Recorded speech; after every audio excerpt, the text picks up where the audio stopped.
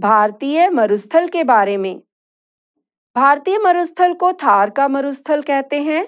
यह अरावली पहाड़ी के पश्चिमी किनारे पर है। यह बालू के टिब्बों से ढका हुआ है। बालू यानी रेत।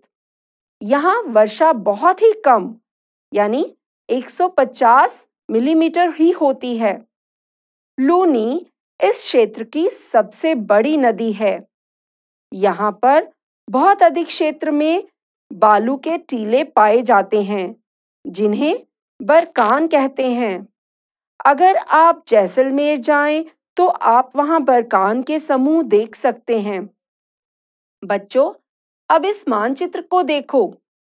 यहाँ पर हिमालय पर्वत, उत्तरी मैदान, प्रायद्वीपीय पठार, भारतीय मरुस्थल, तटीय मैदान और द्वीप समूह दर्शाए गए हैं।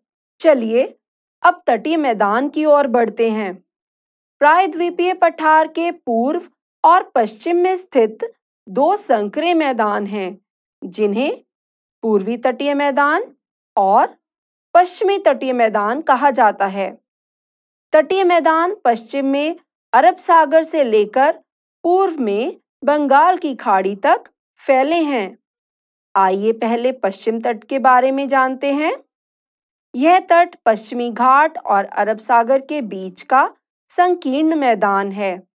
इसके उत्तरी भाग को कोंकण, मध्य भाग को कन्नड़ और दक्षिणी भाग को मालाबार तट कहा जाता है। इस तरह यह तट 3 भागों में बांटा गया है। दूसरी ओर है पूर्वी तटीय मैदान। यह भाग चौड़ा और समतल है। इसका उत्तरी भाग उत्तरी सरकार और दक्षिणी भाग कोरोमंडल तट के नाम से जाना जाता है। महानदी गोदावरी, कृष्णा और कावेरी जैसी बड़ी नदियां इस तट पर विशाल डेल्टा बनाती हैं। और बच्चों, ओडिशा में महानदी डेल्टा के दक्षिण में चिल्का झील है, जो भारत की सबसे बड़ी खारे पानी वाली झील मानी जाती है। आइए अब मानचित्र में तटीय मैदान को देखते हैं।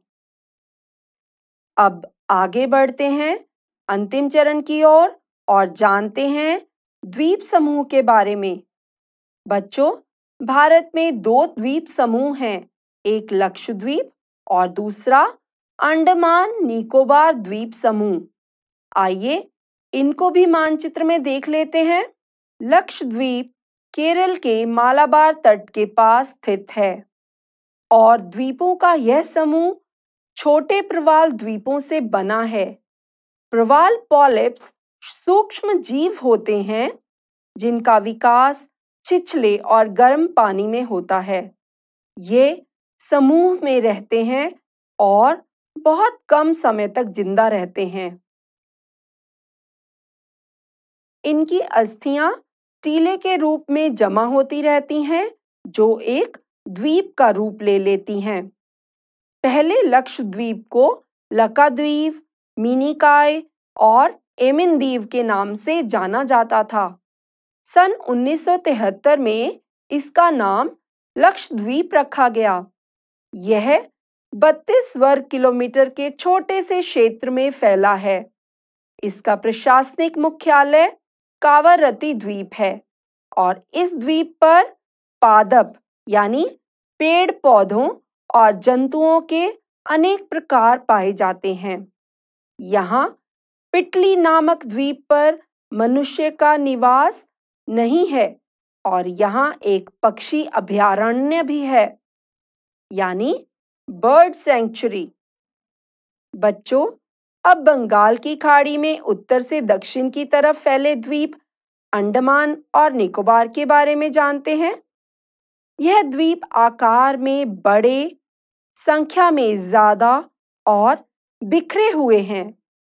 इस द्वीप समूह को मुख्य रूप से 2 भागों में बांटा गया है, उत्तर में अंडमान और दक्षिण में निकोबार।